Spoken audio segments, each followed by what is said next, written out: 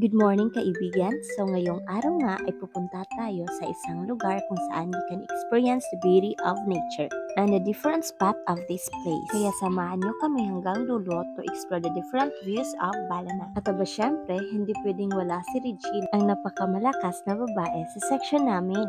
Wow! Pero joke lang, baka masuntok tayo dito. No. Papalapit na kasi ang fiesta dito sa lungsod namin, kaya maraming display na ukay-ukay sa gilid-gilid. Gusto ko sanang bumili, pero na-realize ko na wala pala akong 150. Kaya dumiretso na lang kami. O anong iniisip mo? At nandito na nga tayo sa daan kung saan natin siya matatagpuan. Uy, pero eme lang.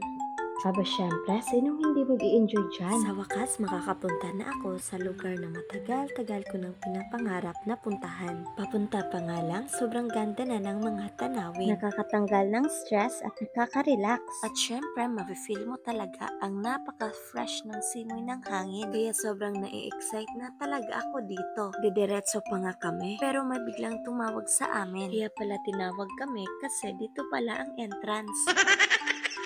O diba, walang kaalam-alam. Nagtatanungan pa nga kami kung dito nga ba talaga. Kaya pala may nakaharang sa itaas. Pasensya na, first time kasi.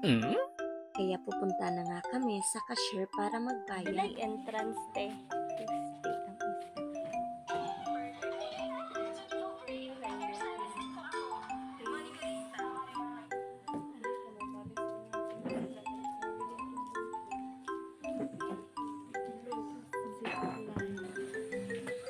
Akala ko sa campus lang ang may logbook, pero hanggang dito pala.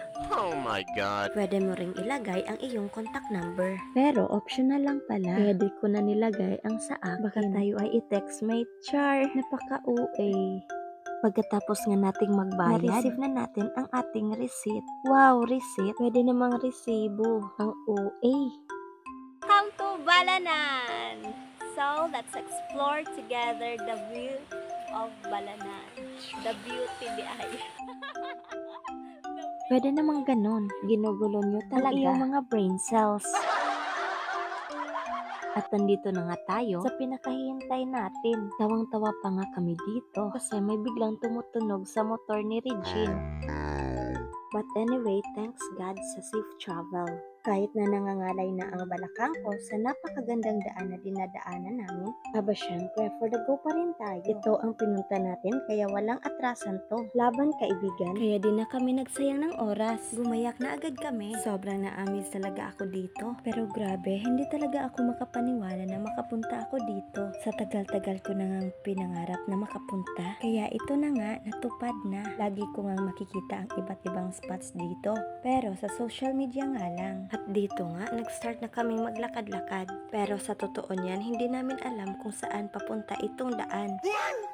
Kaya bahala na si Batman. Kung saan man kami mapadpad dito, wala na kami magagawa. Kaya kung hindi ka susunod sa signage na yan, baka ang punta mo sa malawak na Green Lake. No. Biglang ang pumasok sa isipan ko ang buwaya. Baka ito ang dahilan kung bakit hindi ka na makauwi sa inyo. At makikita nyo ang mga bato dito sobrang greeny. At may mga ferns pa na tumutubo. Makikita mo talaga kung gaano kaganda ang natural beauty of nature. Nandito na nga tayo. Kaya bahay pala ang endpoint ng dinadaanan natin.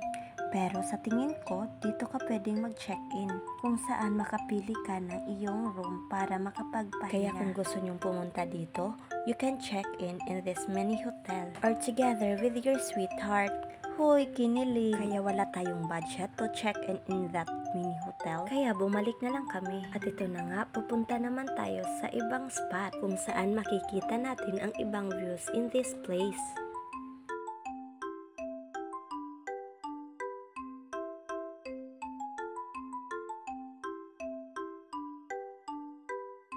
Sa sobrang lawak ng lake, hindi ko na maiintindihan kung ano ang nafe-feel ko. Parang may halong takot at meron ding saya. Pero sobrang ganda. Ang tanging maririnig mo lang ay ang mga huni ng ibon.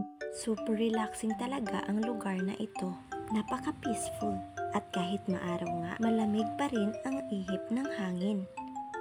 Kaya pala yung mga puno at mga bato dito super greeny. Iba talaga kapag pinapaligiran ang isang lugar ng mga puno. Ramdam mo talaga ang sariwang hangin. At itong bridge nga, may konting greeny na rin. Makikita natin na luma na talaga pero sobrang tibay. Meron nga itong hagdanan papunta sa kanya. Ay beste, sa baba pala. Pag hindi ka kontento sa taas, pwede ka rin pumunta sa baba. O kung anong iniisip nyo ha? Gusto naming makita kung ano nga ba ang nasa baba, kaya pumunta na lang kami. Pero same lang pala. Ang magkaiba lang, mas malapit yung tubig dito sa baba kaysa doon sa taas. Malamang.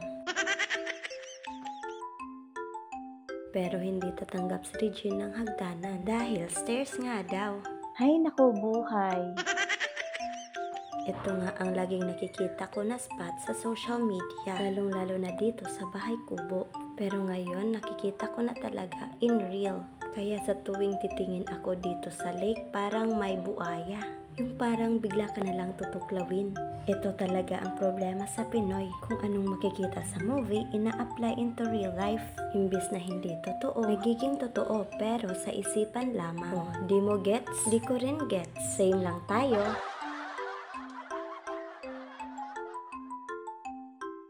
Kaya punta naman tayo sa ibang venue. Tinitingnan ko nga ng mabuti left and right kung saan ba ako pwedeng tumalon. Pero na-realize ko na hindi pala ako marunong lumangoy. Kaya napalingon na lang ang babae.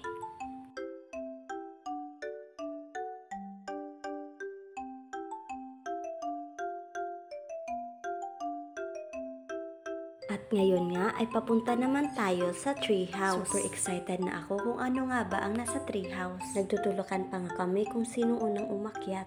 Kasi sa totoo lang nakakatakot talaga ang hitsura ng daan. Yung parang horror at saka yung hagdanan.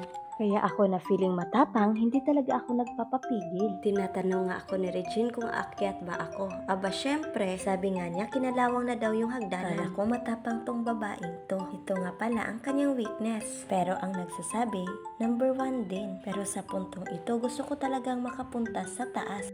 Kaya sa nakikita nyo, para talaga siyang haunted. Pero hindi na nga ako tumutuloy mismo doon sa taas. Kasi parang hindi na siya safe. Luma na kasi yung hitsura niya at yung mga dingding parang hindi na matibay. Baka tayo ay malaglag dyan. Pwera na lang kung may pupulot sa atin sa ilalim. Pero masyadong mataas pa rin kapag tayo ay nahulog. Sabi kasi nung matanda yung caretaker nila dito, pwede nga daw kami pumunta sa silid. Pero mag-ingat lang daw kami. Kasi matagal na daw itong hindi napuntahan ng mga tao. Pero sa sitwasyong ito, hindi na talaga kami tumuloy. Baka kung ano pang mangyayari sa amin. At ito na nga, dito naman tayo sa kanilang zipline area. Hinanda talaga namin ang aming lakas dito kasi aakyat na naman tayo. Sabi ko nga ni Regine na magbaon kami ng snacks kahit konti lang. Pero sabi niya, tubig lang daw ang dadalhin niya. Kaya tubig na rin ang dinala ko. Kung alam ko lang sana na ganito pala ang kahinatnan namin, edi sana nagbaon na lang ako. Kaya ayan, deserve mo yan. Tubig-tubig lang muna for now. Pero okay lang yan, bata pa naman tayo. Malakas pa naman ang bituka natin. Agay, kapoy. Hindi pa nga kami nakakalahati ng nilalakad namin, pero nakakaramdam na talaga ako ng pagod. Ang totoo nga niya, nanginginig na talaga ang tuhod ko dito. Sino nga namang hindi manginginig ang tuhod dito na sobrang taas ang lalakarin? Lalong-lalo na kapag hindi ka sanay na maglakad ng mga malalayo, kaya ganito talaga ang mararamdaman mo. Dito nga, hinihingal na talaga ako. Pero, tuloy pa rin ang awit ng buhay ko. Oh, huwag mong laitin, baka ikaw ay magmukhang pangit. Aba syempre, itutuloy talaga natin ang misyong ito. Sinimulan natin, kaya tatapusin natin ito hanggang dulo. Kaya wag kang magbalata dyan, Regine, pagod ka na. Huwag kasing pahawak-hawak sa bewang para hindi masyadong halata.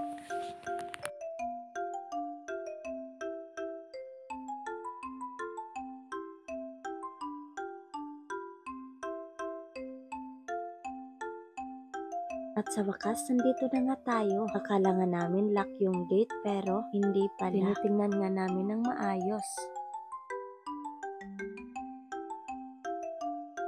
At ito na nga ang view dito sa taas. Naisip ko talaga na gusto kong ma-experience ang zipline. Pero parang nakakatakot yung nasa ibaba. Napapansin ko nga na may sangang kumakapit doon sa parang wire niya. Sa tingin ko matagal na itong hindi nagagamit. Kasi yung parang wire niya ay kinakalawang na rin. Kaya hindi na nga siya safe gamitin. Nagpapahinga kami nga muna dito ng ilang minuto. Kasi yung pangangalay ng tuhod ko ay hindi pa rin nawawala. Syempre mag-iipon muna tayo ng energy para sa pagbalik natin. Mayroon na tayong lakas na maglakad ulit. Gusto ko nga sanang humiga dito at matulog. Baka hindi na tayo magising sa sobrang pagod. Pero wag naman yung hindi na nagigising. Kasi iba na rin yung term na yon. Panghabang buhay na talaga na rest well. Oh my Kaya God. babalik na nga tayo sa baba. Kahit na nakapagpahinga na tayo doon, pero hindi pa rin nawawala ang panginginig ng tuhod ko. Kung pwede palang magbaslide dito, aba gagawin ko na. Para diretso talaga tayo doon sa baba. Pero hindi naman pwedeng doon ka sa taas bumagsak. Maswerte lang kapag hindi sa lake ang punta. Saan ka naman makakita na galing sa taas at bumagsak din sa taas? Nagtaka nga kami dito kung bakit sobrang linis ang dinadaanan namin. Sa kanina na dumaan kami dito, hindi pa ganito kalinis. Kaya pala nandito ang kanilang caretaker. Kung alam pa lang namin na dito din pala ang daan papuntang Mountain Peak, pupuntahan talaga namin. Nandito na kasi tayo sa baba, alangan naman na babalik pa tayo doon. Baka mag-freeze ang paa namin sa kakangalay. Hoy, mag-freeze talaga. Sabi kasi ni Uncle na dito rin ang daan papunta doon. Sayang, isasama ko pa naman kayo doon para sabay nating makita ang overall view. Kaya better luck next time na lang. Tinatanong pa nga kami ni Uncle kung hanggang saan ang narating namin. At syempre, sinabihan namin na doon sa zipline. At sabi nga niya na 553 steps daw ang lalakarin papuntang zipline. Kaya pala na parang mawawalan ako ng hininga kanina. Akalain mo, 553 steps pala ang ilalakad Oh namin. my God. Buti na nga lang, kinaya sa katawan namin. Pero ang sabi ni Uncle na hindi na raw safe ang papunta doon sa Mountain Peak dahil hindi na raw ito nalinisan simula noong bumagyo. Meron nga din silang cottage na pwede mong pahingahan tapos with foods. At ang nasa harapan mo ay ang lake. Super relaxing at ma-refresh talaga ang iyong isipan with this beautiful view at sobrang tahimik. Pero di nga rin namin alam kung kasama na ba to sa entrance fee. Natuwa nga kami dito kasi yung mga dahon ng puno ay nagsilaglagan. Sobrang nakaka-amaze talaga. Parang nakifeel na namin ang winter.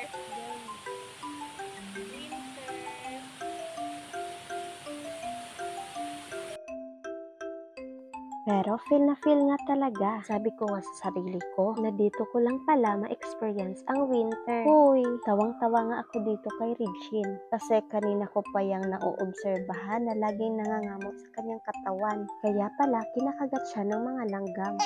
Sobrang sarap mo kasi kaya favorite ka nilang kagatin.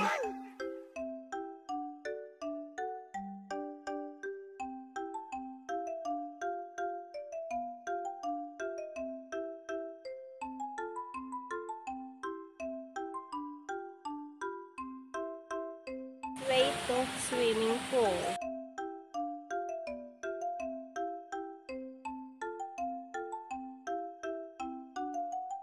At ngayon nga ay punta naman tayo sa kanilang pool area. Grabe, adventure talaga ang dating. Makikita nga natin na natural talaga ang beauty. Sobrang ganda. Namamangha nga ako dito sa mga bato kasi napaka-greeny yung kulay. Ang tawag nga dito sa amin ay lumot. Ganito kasi ang makikita natin kapag ang isang lugar ay healthy. Magi-green lang yung paligid. Nakakatanggal ng stress pag ganito ang hitsura ng iyong paligid. Pwede nga tayong maka-outing dito together with your friends or loved ones. Kasi mayroon ding mga cottage na pwede nating lagyan ng ating mga gamit. Pwede nga tayong makaselebrate ng birthday dito. Pero dapat be responsible tayo sa ating mga kalat or ating mga garbage. Pero yung daan lang ang problema natin papunta dito kasi napakaganda. Pag mamasahe ka papunta dito, nasa 100 peso ang mababayad mo. Kasi may katamtamang layo. Plus yung daan pa na sobrang ganda. Plus points din yun, kaya hindi pwedeng magkuripot. Pero joke lang, baka totohanin nyo. Pero kung gusto nyo makalas, pag-usapan nyo maayos ng driver. Para makatawad ka, Rosie ba, sabot-sabot lang. Nandito na nga tayo sa kanilang pool. Kasama nga ito sa entrance fee natin na binayaran. Kaya pwede kami maligo dito. Hinamon ko nga si Regine na maligo kami dito, pero ayaw niya. Pinaglihian yata itong babaeng to ng kambing. Pero joke lang, baka itulak pa tayo dyan sa malinaw. Hindi pa naman tayo marunong lumangoy. Baka may biglang maging aso dito. Pero sa puntong ito, gustong gusto ko talagang maligo. Yung tubig nga, itsura pa lang, napaka-fresh na. Makikita nga natin na natural lang talaga ang tubig nila. Dahil galing sa punong kahoy yung daloy niya.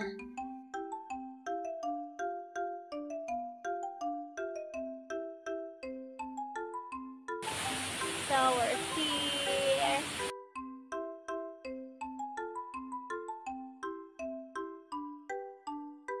Sa 50 pesos na entrance mo, pwede ka na makaligo dito. Kasi kasama na siya sa entrance fee mo. At saka yung tinawag natin na gakit, kasama din yun. Pero hindi na kami sumakay kasi nakakatakot na yung lake. Kasi ikaw lang naman mismo ang maghihila sa lubid. Nung nakabaon niya ako dito ng extra na damit, aba syempre, maliligo talaga ako dito. Kasi nga wala tayong dala, edi babalik na lang tayo. Sobrang sayang yung entrance, hindi nakaligo ng pool. Kaya sa susunod na lang kung makabalik pa rito. We're going back to our way.